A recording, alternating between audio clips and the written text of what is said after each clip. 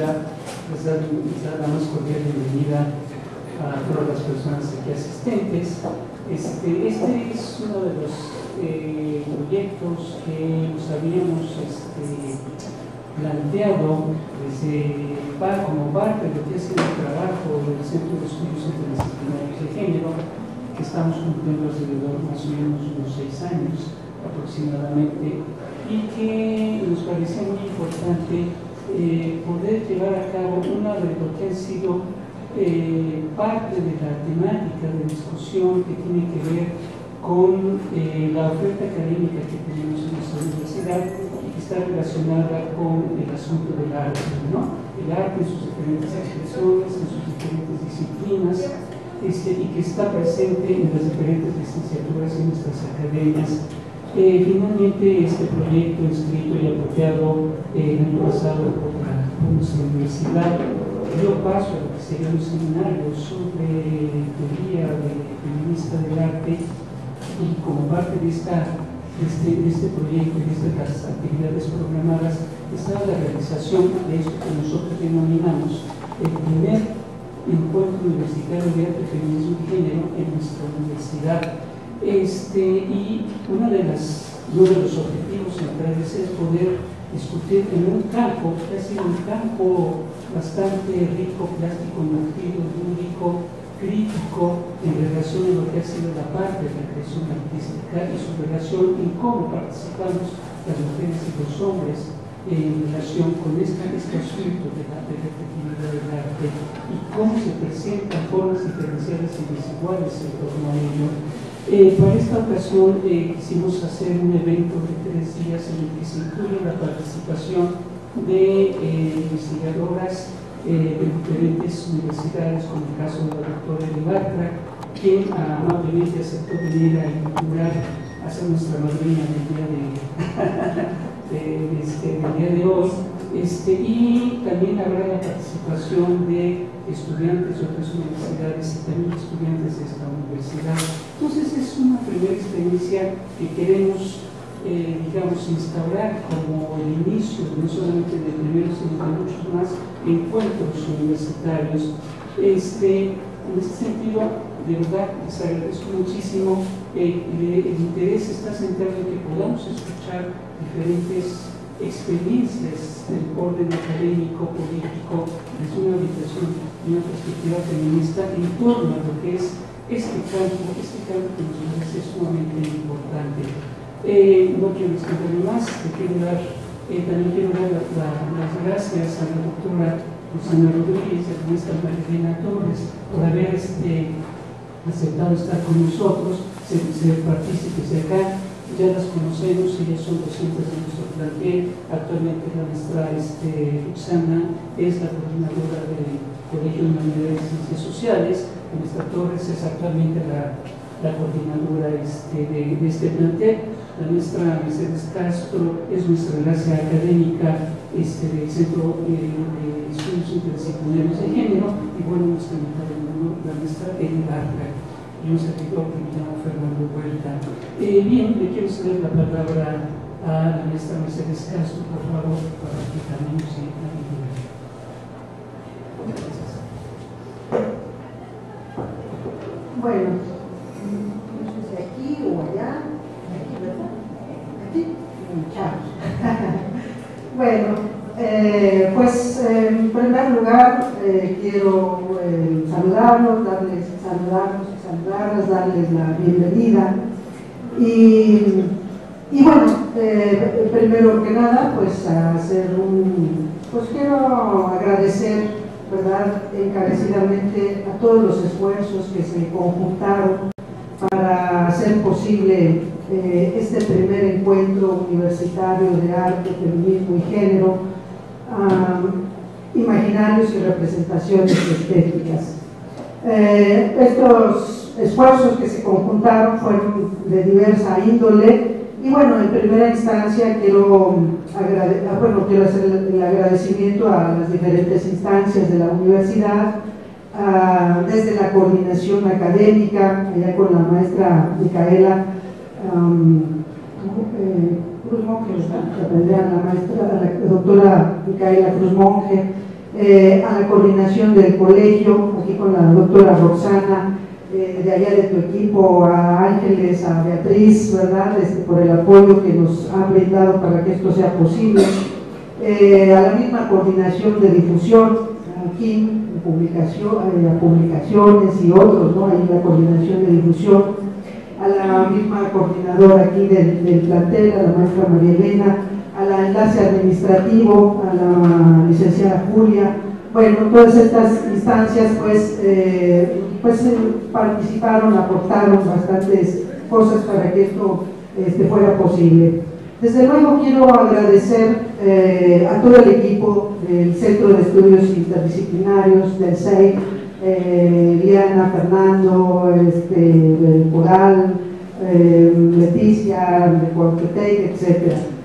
Especialmente, pues quiero también agradecer a las estudiantes de Arte y Patrimonio Cultural, de Creación Literaria, Raquel, Berta, Laura, que son becarias del proyecto de servicio social, que sin ellas, bueno, esto hubiera estado pues muy, no hubiera salido como está saliendo, ¿no? También quiero agradecer a estudiantes de Comunicación y Cultura por su apoyo para la grabación y fotos de este evento, para que quede ahí registro, ¿verdad?, en la historia.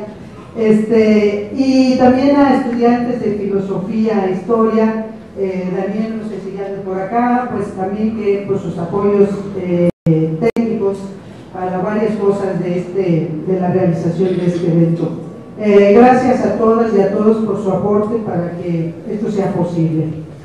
Por último, solo quiero señalar que dado el propósito fundamental de que el centro, que es impulsar la investigación de los estudios e investigaciones feministas y de género en la universidad, con sus diversas líneas de investigación, tales como los derechos humanos de las mujeres, los derechos sexuales y reproductivos, la salud y el género, la violencia de género, legislación y políticas públicas, ciudadanía y estudios culturales, históricos, entre otras líneas, pues las artes y la crítica literaria, la cultura, es una de nuestras líneas centrales de investigación, y en este marco se inserta el proyecto de arte y género, imaginarios y representaciones estéticas en la Ciudad de México, que a su vez dio origen a este primer encuentro universitario de arte, feminismo y género.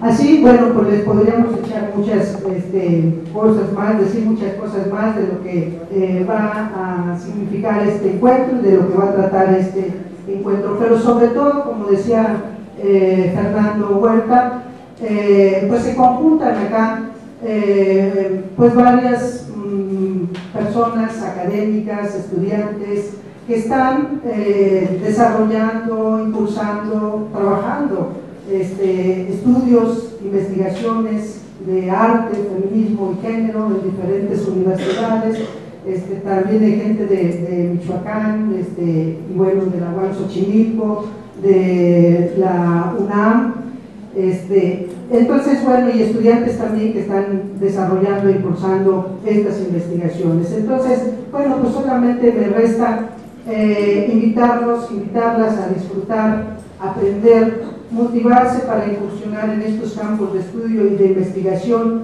que académicos, académicas y estudiantes tanto de esta universidad como de otras vienen a presentar y a compartir con ustedes. Entonces, bueno, pues que les guste y que les sirva de mucha motivación para impulsar sus investigaciones en estos campos. Pues gracias, y le daría por la palabra a la doctora Roxana, a la maestra María Elena, por si nos quiere decir algunas palabras para que más bien también formalmente inauguren el evento, ¿no?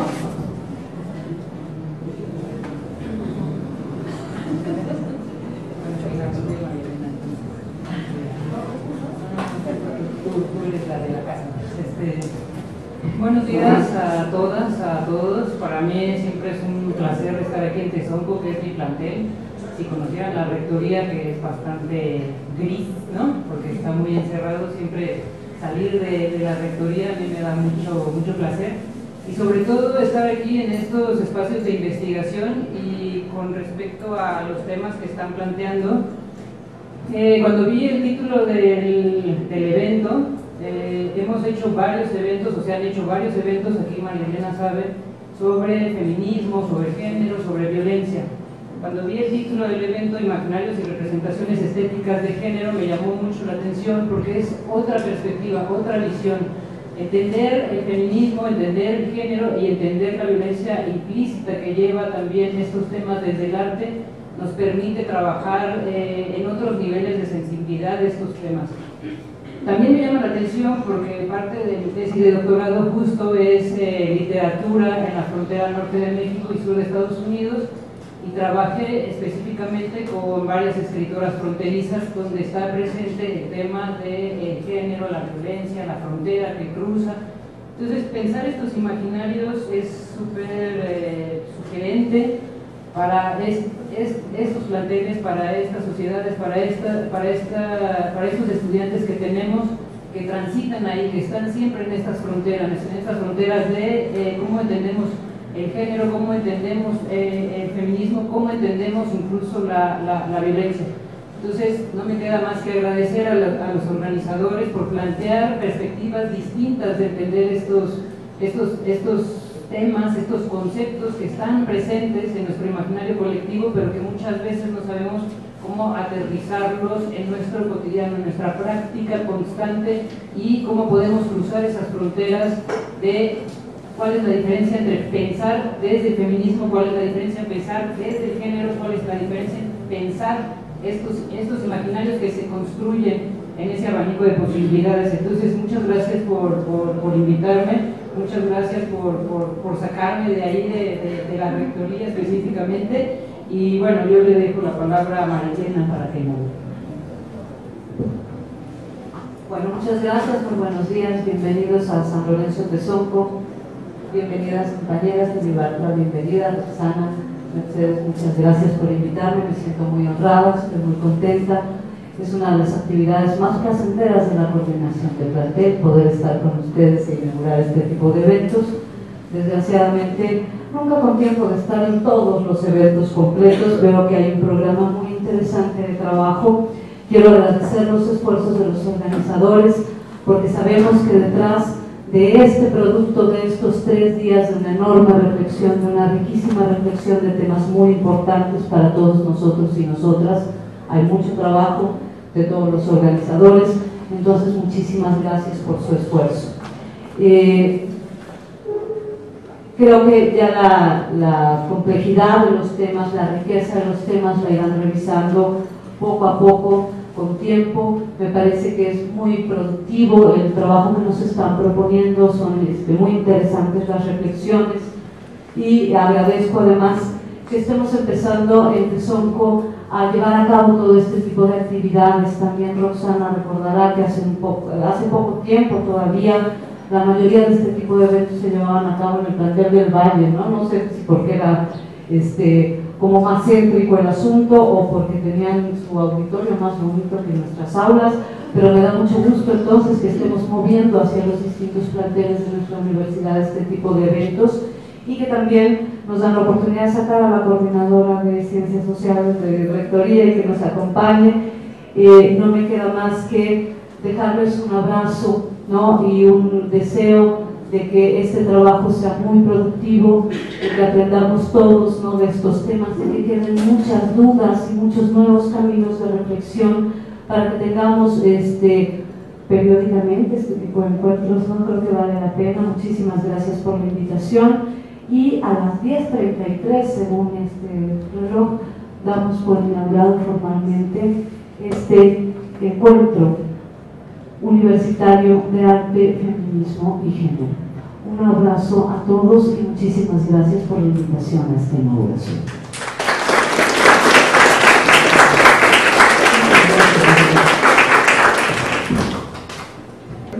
Agradecemos estas palabras, estos estímulos, y bueno, les invitamos a continuar y a empezar con broche de oro, no a terminar, sino a iniciar con broche de oro, Y bueno, pues tendremos a la doctora Eli Bartra, que bueno, ahorita ya les diremos quién es, bueno, para quien no la conoce, ¿verdad?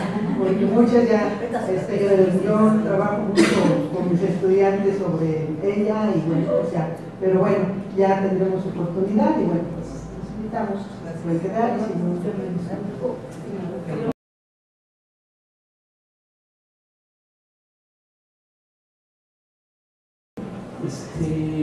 vamos a iniciar este primer encuentro. Pues de verdad que nada más que con la grata presencia de la doctora Eli Bartra, ¿no?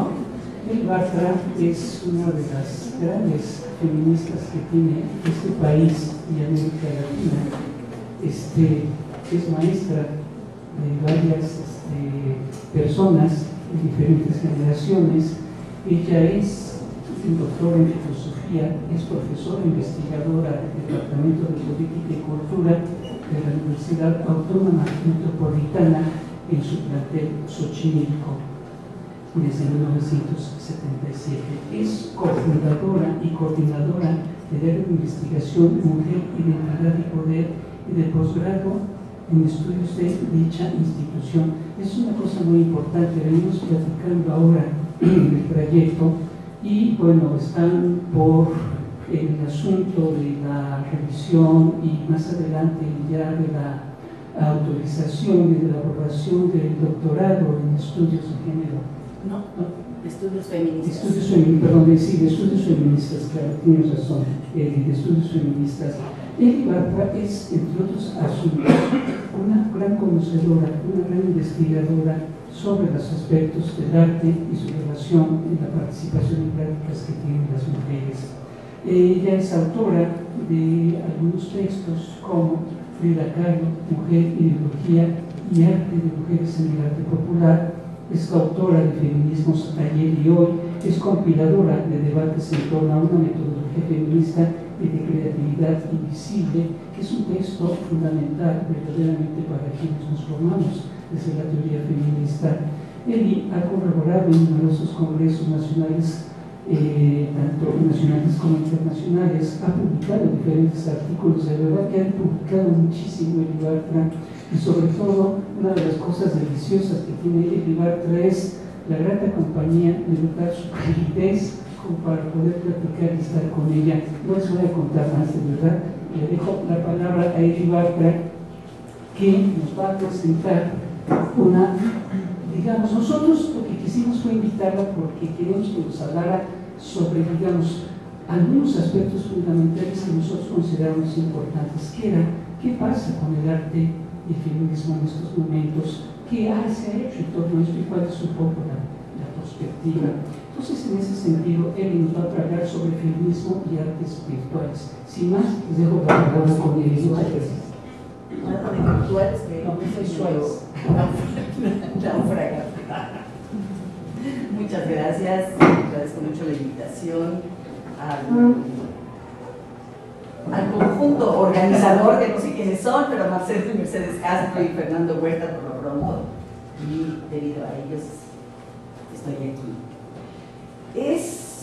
Bueno, para mí fue gratísimo saber que se iba a organizar este encuentro, ¿no? Que son de los más escasos, porque si bien se dice que la línea de arte y cultura y literatura son de las líneas principales, todas sabemos que el arte y la cultura siempre es el último renglón de todas las prioridades que tenemos, ¿no? De estudios, de investigación, de docencia incluso, ¿no? Claro, en nuestros programas en la UAM de Xochimilco trato de que las cuestiones de arte sean prioridad, pero generalmente pasa enfrente, desde luego, violencia en primer lugar, maternidad, cuerpo, ya sabemos, los temas prioritarios de todo este campo. A mí, con la invitación que se me hizo, yo tenía la idea de que lo que querían eran un conjunto de reflexiones justamente en torno a estos puentes que se crean entre artes visuales, entre las artes y el feminismo. Por lo cual, me parece una aberración, pero voy a caer en ella, hablar de arte, de las artes, y no mostrar una sola imagen, ¿no? Estamos en artes visuales finalmente, ya lo dice la palabra, y no vamos a ver absolutamente nada porque no traje una sola imagen.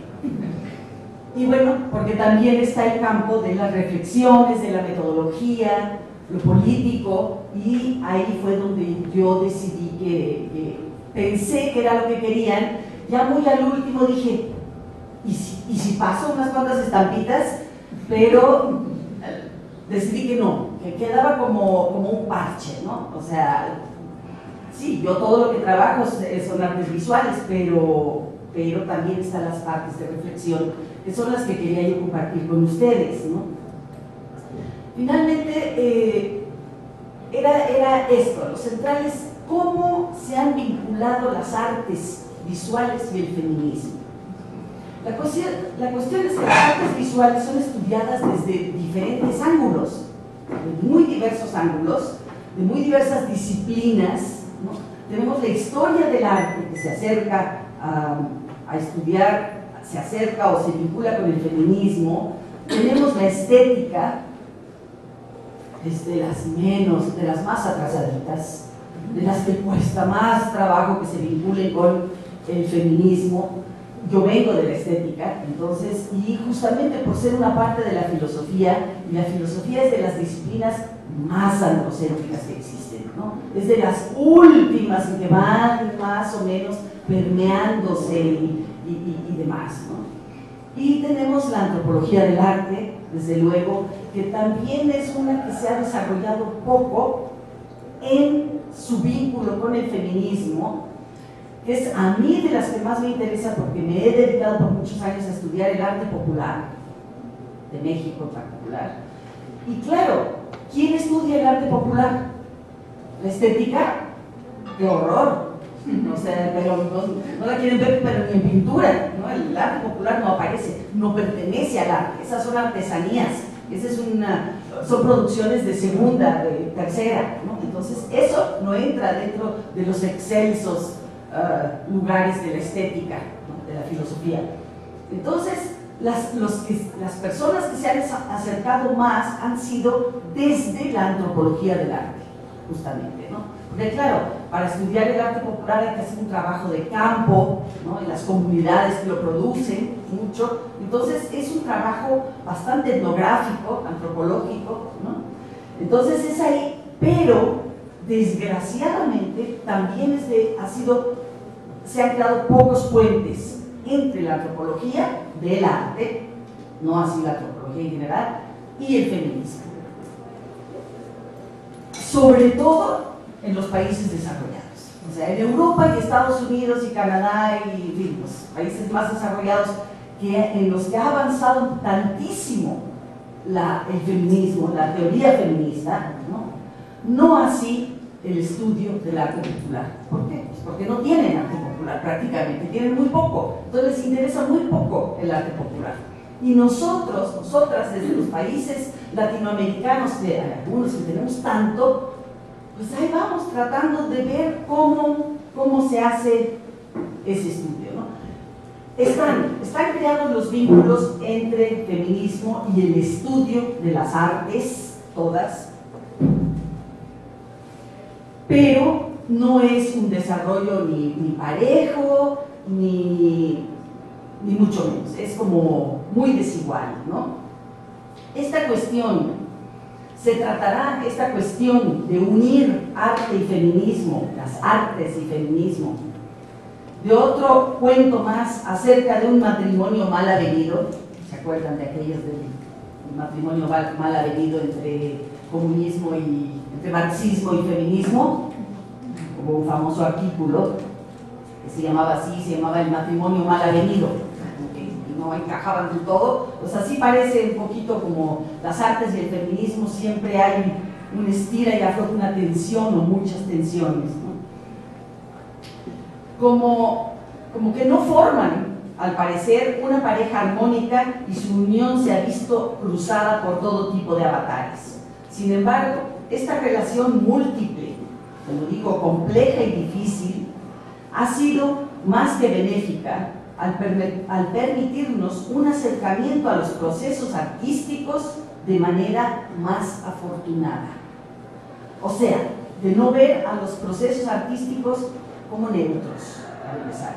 El feminismo es lo que hace, se acerca a las artes visuales y cuestiona, y empieza a cuestionar. En este caso me estoy refiriendo al feminismo no como movimiento social, sino como filosofía política, como una perspectiva intelectual y un método de conocimiento que, desde luego, encuentra su anclaje, su origen en el movimiento sociopolítico. Pero cuando estamos hablando del feminismo, y lo digo en singular, a pesar de los embates del famoso esencialismo y de la posmodernidad que nos obliga a decirlo todo en plural, porque si no estamos totalizando, nos volvemos un pensamiento totalitario al hablar en singular. A pesar de ello, yo creo que se puede hablar de el feminismo en singular como filosofía política, y no estamos atentando contra la diversidad ni la multiplicidad. Entonces, frente al innegable hecho, al acercarse a las artes, de una desigual y jerárquica, ¿no?, diferencia de géneros dentro de todas las artes, el feminismo tiene una labor que hacer. Y esa labor la no se inicia en los 70s, porque todo parece que empezara con nosotras en 1970 y borramos la historia de atrás. Lo mismo que las jovencitas hoy en día, dentro del movimiento feminista o del feminismo en general, piensan que el feminismo en México empezó en la década de 1980 o 90, ¿no? Y antes, quién sabe, no les importa, ¿no? Todo empezó con ellas, en los 90s. Entonces, un poco también se hacía lo mismo en los 70s, ¿no? Es decir, que empezaba todo ahí como si no hubiera, el resto del siglo no hubiera habido cosas, y sobre todo en las artes, ¿no? Y había rupturas de todo tipo, ¿no?, desde la cuestión genérica. Nada más hay que ver las rupturas que llevaba a cabo la propia Frida Kahlo, ¿no?, en cuestiones de género, que no de feminismo. No lo estoy diciendo. Nosotras podemos hacer una lectura feminista de Frida Kahlo, pero eso no quiere decir que Frida Kahlo fuera feminista, lejos de ello, ¿no? Entonces, lo primero que hace el feminismo, las feministas, al acercarse a las artes visuales, al arte en general, es desconstruir la noción de neutralidad, ¿no?, que es la que ha permeado toda la historia del arte mundial. O sea, el arte no es neutro.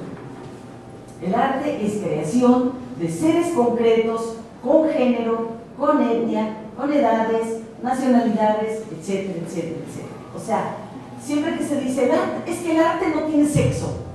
No, bueno, el arte no tiene sexo, claro que no. No puede tener sexo si no es un ser vivo. Pero tienen sexo y género los y las artistas, ¿no? Pero enseguida la defensa, todo el mundo ha oído esa frase de que el arte no tiene sexo. Y viene de ahí, de considerar, de contemplar que el arte es neutro. No solo eso, el arte se piensa universal, válido universalmente. O sea, la Mona Lisa tiene que gustar y valer en el mundo entero. Una gran falsedad. La Mona Lisa tiene un valor en Occidente. Ponemos la Mona Lisa en una comunidad cualquiera africana, lo que sea, y veremos si tiene el mismo valor. Entonces, es relativo, es histórico, no es universal, ¿no? El arte tiene valor en su contexto histórico, geográfico, ¿no? Y por lo tanto, cambian, si es histórico el arte, que hay que considerarlo así, cambian las nociones de creatividad, de excelencia, de genialidad, de genio, porque la genialidad solo tiene genios. Nadie ha oído hablar jamás de la genia, ¿o sí? No hay genias, hay genios. Una genio, si se quiere. Bueno, por algo será que no existe, y un favor que nos hace, que no exista la noción de genio, ¿no? La historia en general y la historia del arte en particular han estado selladas por un androcentrismo ancestral traducido en relatos sobre los grandes hombres realizando grandes obras. Al engancharse el arte y el feminismo, lo primero que sucede es que se pone en entredicho esta tríada tradicional de lo neutro, lo universal y lo eterno, que son las que sellaban el arte de todo el mundo. El gran arte es neutro, universal y eterno. Entonces lo primero que se hace es empezar a desmoronar esa cuestión, puesto que se decía que el arte es producto del ser humano. ¿Cuál ser humano? El arte era producto del hombre, y el hombre es el colectivo de varones. Entonces, esa cuestión se problematiza. Entonces, y sobre todo se veía el arte como un conjunto de obras caracterizadas por la universalidad, la neutralidad y la eternidad. Un conjunto de obras. Poco importaba quiénes las producían, no se consideraba el género. Digo, todo el mundo sabía que todos eran hombres, no importa, no se mencionaba el ser humano, ni el lugar de donde lo producían. Eso es lo que hace el feminismo, cuestionar e introducir la noción de género a lo largo de todos los procesos artísticos. Y esa es una cuestión relativamente nueva, no son los únicos. Esto de ver al arte como un proceso está emparentado con la visión, finalmente, con la visión marxista del arte, que considera al arte no como objetos ahí muertos, solitos en los museos, sino como todo un proceso social. Y eso es válido para cualquiera de las artes, todas ellas. Las artes visuales, la literatura, son procesos que incluyen todo el proceso de producción, de distribución, de consumo, y además incluye, cuando ya se estudia, ¿no?, la parte iconográfica, ¿no?, cuando está hablando nuevamente de artes visuales, y si se trata de literatura, pues se hablará de contenido, ¿no?, de análisis de contenido, etc. No existe, por supuesto, tal universalidad de principios de la estética, de la cual hablaba la estética tradicional. A esta estética tradicional que le podríamos llamar formalista. Y desde luego el arte, desde mi perspectiva, no está por encima de la sociedad, como siempre se consideró. Las artes, y no solamente las visuales, se hallan atravesadas por la cuestión de género, así como la de clase, de racialización, etnicidad, de preferencia sexual, etaria, y etc. Todas las divisiones, caracterizaciones sociales se encuentran presentes en los procesos, no solamente en la producción, no solamente en la distribución, sino a lo largo de todo el proceso. Y eso es justamente lo que se acerca el feminismo y empieza a mirar a la producción artística como este proceso de producción, no solamente como creación, casi parecería por generación espontánea, producto del genio creador.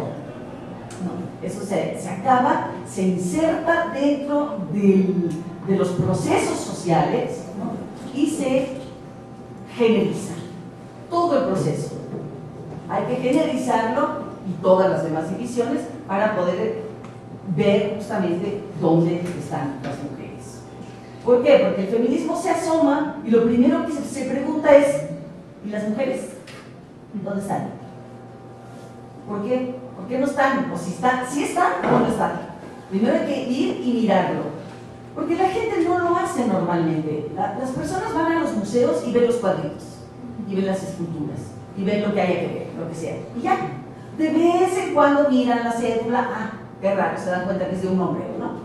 Pero no, tómense la molestia algún día de cuantificar. Para eso nos sirve cuantificar. Esa cuestión que se dice que el feminismo únicamente hace investigación cuantitativa es falso. Cuantificar es muy útil muchas veces, incluso en el terreno del arte. si nos tomamos la molestia de cuantificar y sacar porcentajes de las mujeres en los grandes museos, en los pequeños museos, en las galerías, se van a sorprender de lo que se encuentra, ¿no? De los porcentajes mínimos que se reducen a un 5% de mujeres. Varía según el país, según el momento histórico, pero son unas cantidades absolutamente ridículas, ¿no? Entonces, a la pregunta tradicional, o sea, las preguntas han ido cambiando con respecto a las mujeres. Primero se decía, ¿y por qué no hay una mujer Shakespeare? ¿Por qué no hay una mujer Miguel Ángel? Generalmente se usa como mucho la palabra al personaje de Shakespeare, ¿no? ¿Por qué no hay una mujer Shakespeare? Bueno, pues porque no les da, son medio limitaditas y entonces no hay ninguna mujer Shakespeare. O sea, se daba la explicación de una naturaleza femenina inferior, punto. Si es inferior, pues no hay Shakespeare, pues ¿cómo no va a haber? Lo que hace el feminismo es empezar a transformar las preguntas, ¿no? Y entonces, un parteaguas fue justamente un artículo ya muy pronto, en 1971, que publicó Linda Nochlin en los Estados Unidos, que se llamaba ¿Por qué no ha habido grandes mujeres artistas? Bueno, es una pregunta muy incipiente, pero que cambia un poco la perspectiva de dónde están las mujeres. Y entonces, la respuesta inmediatamente desde las investigaciones feministas pues está en las condiciones sociales de vida, en la experiencia de las mujeres.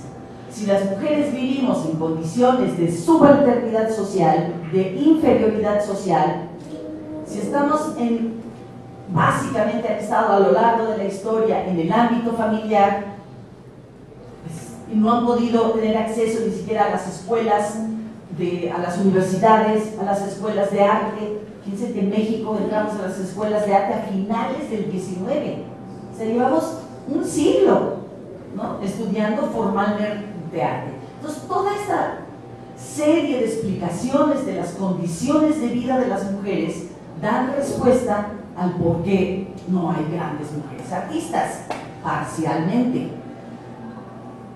Porque luego, sin embargo, la otra pregunta es ¿cómo es posible que las mujeres, dadas esas condiciones tan adversas socialmente, de discriminación, marginación, subalternidad, que las mujeres hayan en esas condiciones creado el llamado gran arte? Y no solo el gran arte, el mediano, el chiquito, el donde quieran, que todo está sembrado de mujeres creadoras, o sea, mujeres que han estado a lo largo de todo el proceso de creación, distribución, consumo, la iconografía, por supuesto, ¿no? Entonces, ¿cómo es posible que las mujeres creen en condiciones tan adversas y creen tan increíblemente bien? Es darle un giro completo a las preguntas que se hacían, ¿no? Entonces, hay varias labores que las historiadoras del arte, no sé yo, o las estudiosas del arte y los pocos que han estudiado el arte, que no son muchos, se acercan y lo van tomando de distintas maneras. Lo primero que se hizo y que continúa fue la labor de rescate, llamada de rescate. Es decir, a la pregunta que ellos decían, ¿dónde están las mujeres?, que se hicieron las feministas, pues vamos a buscarlas, a ver dónde están. Bueno, pues con mucha frecuencia están en las bodegas, por ejemplo, ¿no? O ¿dónde están? ¿Qué es lo que ha sucedido? Sí están porque hay un olvido de la historia, un olvido entre comillas, por supuesto, de la historiografía del arte. O sea, simplemente no entramos en la historiografía. No se registran.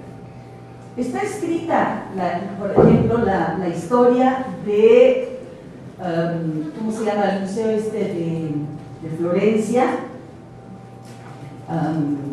el de los Médicis, ¿no? ¿Cómo se llama? Sí, no, ese. la Galería de Uffizi de Florencia. Bueno, nuevamente, cuentas y el porcentaje, ¿qué será? De entre un 1 y un 5% de mujeres. Pues hubo una historiadora del arte que ya publicó un libro de las mujeres, por eso es que no es chiste lo de la bodega, se fue a las bodegas de la galería y ahí estaban todas las mujeres, decenas, no 2 o 3, no nada más el ejemplito ahí que comprueba la regla, no, decenas y decenas de mujeres artistas en las bodegas, porque claro, como son de segunda, pues se quedan en la bodega, ¿no? En fin, las cosas, estas son las reparaciones a las que se ha abocado mucho la historia, la historiografía feminista del arte, ¿no? A la labor de rescate, que es una labor fundamental, pero no puede terminar ahí, ¿no? El asunto, porque si simplemente dejas la disciplina historia del arte tal como está, ¿no? O la crítica de arte o cualquiera, la estética, sin cambiar la estructura de la disciplina y nada más le añades las mujeres, no cambia de todo. Digo, hay cambios, claro, pero no son cambios fundamentales, ¿no? Y se va avanzando más en el terreno. Entonces, otra de las cuestiones que se hace es que se busca lo femenino. Y al enunciar la palabra femenino, ya empieza el debate. Que si femenino o de las mujeres. Es un gran debate dentro del arte que no se ha resuelto, de las artes y de la literatura. ¿Se puede o no hablar, y con eso iba a terminar, pero voy a empezarlo con eso, de un arte femenino o de lo femenino en el arte, o no, y de qué se trata? Porque de las mujeres es más cómodo, ¿no? Bueno, buscar a las mujeres que han producido arte, que lo han creado, sacarlas, ¿no? En fin. Entonces, con esto el feminismo entra en contacto con los procesos artísticos, se los mira, se los estudia en el pasado y en el presente, y se va incorporando la división genérica. Al mismo tiempo que se va desechando la famosa tríada que les decía, mencioné, de que no es universal, no es neutro y no es eterno. Y se va desconstruyendo el conocimiento para luego iniciar la construcción de una historia distinta. Si simplemente desmoronas la historia del arte por androcéntrica, está centrada en una serie de valores que no incluyen a la mitad del género humano, tienes que construir algo. Y eso, es la labor. Y es más, todos sabemos, es mucho más fácil desconstruir, deshacer, tumbar, que construir.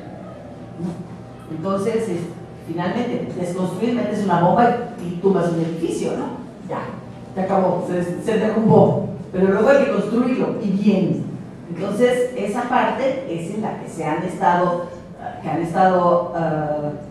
elaborando los últimos 40 años.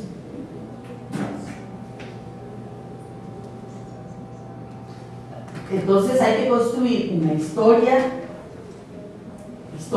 y una historia del arte distinta, una estética diferente, más rica, más densa, y esa labor de desconstrucción en donde ha sido bastante más exitosa, como decía, es en la historia del arte, mucho más que la propia disciplina de la estética, ¿no?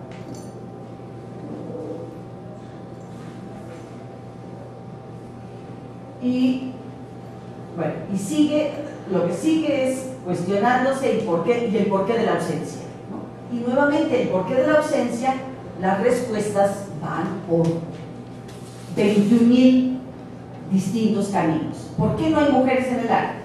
Bueno, pues porque por las condiciones de vida, ya es una gran.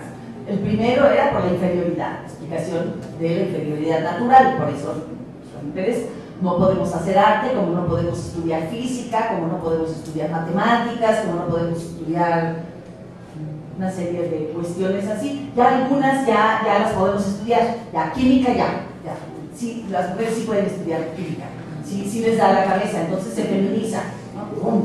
Inmensa mayoría de mujeres en la química, ¿no? acabará pasando probablemente con la física, pero todavía no, todavía la física es de hombres. Bueno, pues el arte igual. Sí se acepta, claro, ya pueden entrar en la escuela, no solo eso, sino que son mayoría en las escuelas de arte, ¿no? Y mayoría estudiando historia del arte. Pero, pues nada más hay que ver la pirámide, ¿no? Cómo van las pirámides de valoración social.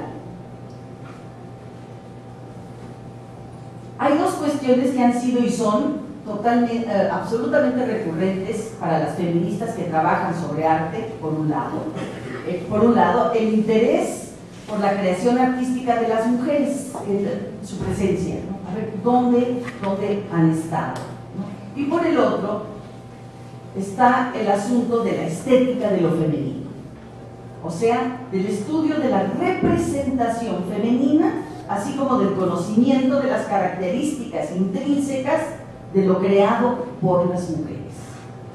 Estas son inquietudes que siguen trabajándose y que son el gran debate de hoy en día, ¿no? Entonces se acercan a ver la producción, cómo producen las mujeres, cómo crean, y se escribe, pues crean de tal manera, y se escribe, pero nuevamente no a partir de la década de 1970. Ya Virginia Woolf hablaba de cómo se crean las mujeres y que las mujeres necesitamos para crear la habitación propia, el famoso cuarto propio, pero también necesitamos 3 guineas. Pues sí, si tienes que trabajar 8 horas al día para comer, ¿no? ¿A qué hora? La creatividad. Entonces tienes que tener asegurada de alguna manera, ¿no?, la sobrevivencia, las 3 guineas diarias. Los hombres también. O sea, no es una necesidad propia de las mujeres lo de la habitación propia, el espacio propio y las 3 guineas. Los hombres necesitan lo mismo. Entonces, ya vimos que este panorama, al acercarse, se dan cuenta primero que no hay mujeres en la historia, empieza la labor de rescate, y luego lo que empieza, aparte de rescatar todo lo que hay y todo lo que se pueda, empiezan a explicarse las ausencias. O sea, se buscan las presencias, la presencia de la mujer, las mujeres, y se explica la ausencia. O sea, ¿por qué en tal disciplina no hay mujeres o hay muy pocas mujeres? ¿Por qué hay más mujeres en la literatura que en la escultura, en escultoras? La materia prima. No es lo mismo tener unas hojitas en blanco y una pluma y se puede escribir, que no es lo ideal ni mucho menos, en la mesa de la cocina, ¿no?, que fundir una escultura de 4 metros de bronce. Necesitas ahí sí el espacio adecuado, y las mujeres cuentan menos con espacios adecuados, y de ahí se ha visto la desigual distribución de mujeres en las distintas artes.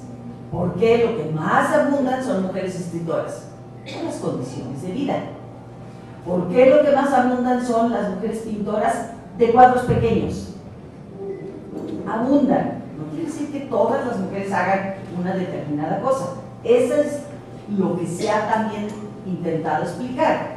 Y lo que hay en el campo del arte son tendencias, nada más tendencias. Las mujeres tienden a formatos más pequeños.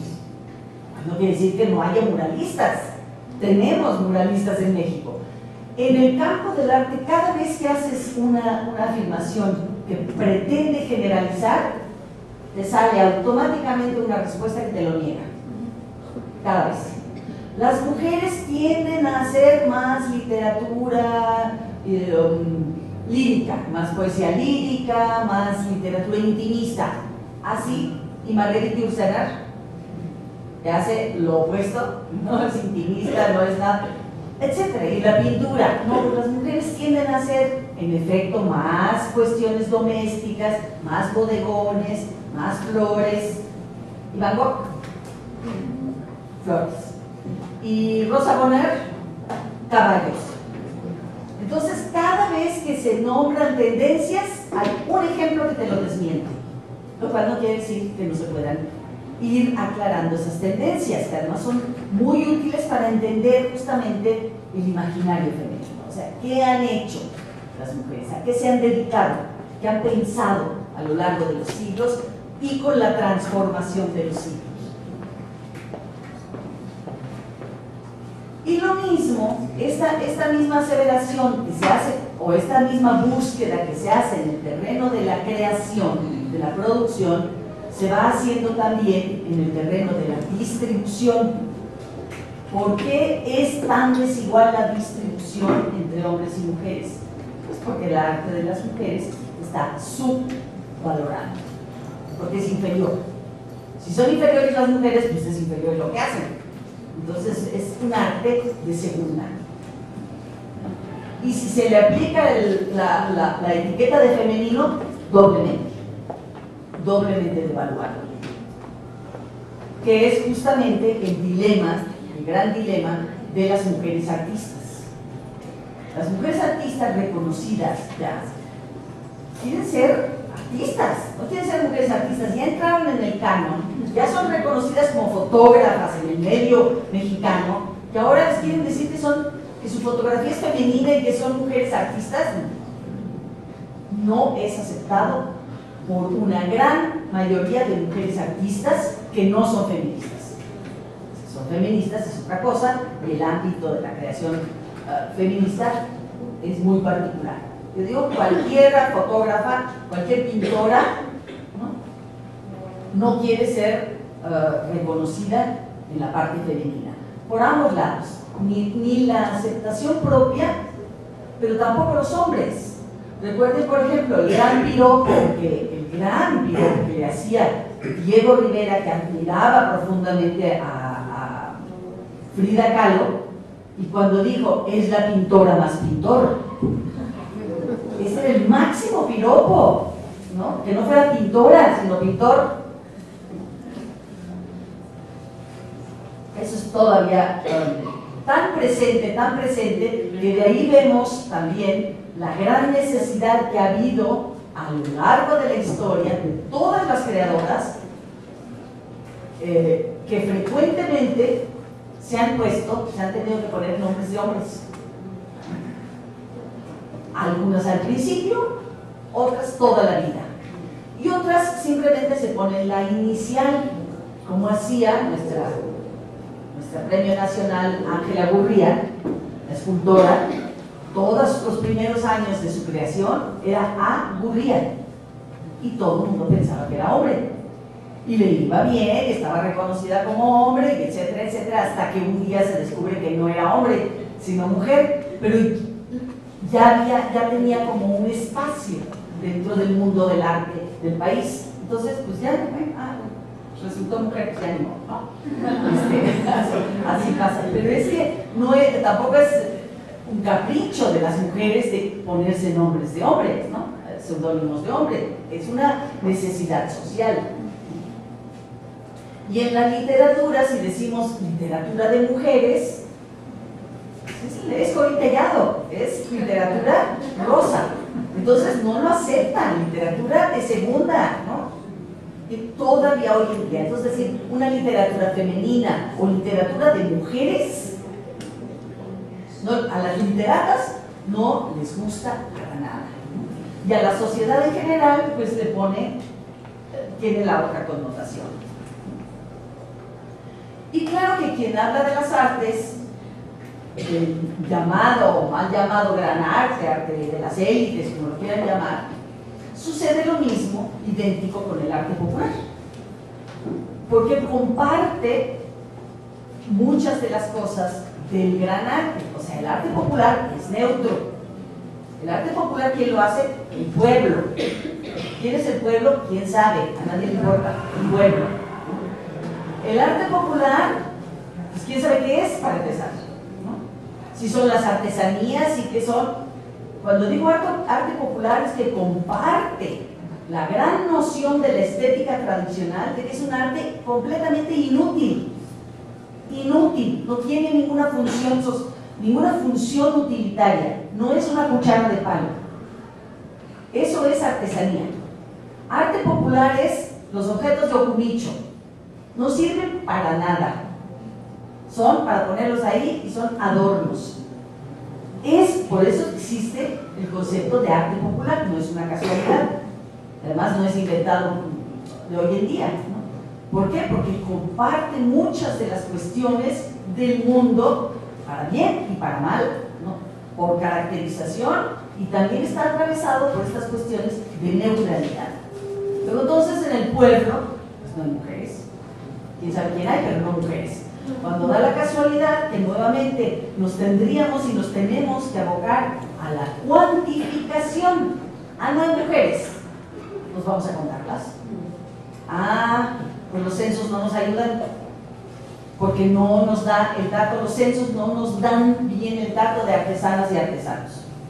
Ya no digamos de arte popular, simplemente artesanado, donde cabe arte popular y caben artesanías y cabe todo, ¿no? Artesanado. De todas las mujeres, no sé de dónde la sacó, pero dio una cifra hace unos cuantos años de que en México las artesanas estaban ya por el orden del 60 y tantos géneros de hombres y mujeres, ¿no? Y nuevamente, pero a todo esto seguimos con que ¿existe un arte propiamente femenino o no? Yo creo que, igual como lo he dicho con lo anterior, existen algunas tendencias generales que podemos señalar. Y a pesar del fantasma del esencialismo, que no sé si saben lo que es el esencialismo, pero para quienes no sepan, es pensar que las personas tenemos una esencia de hombre y una esencia de mujer.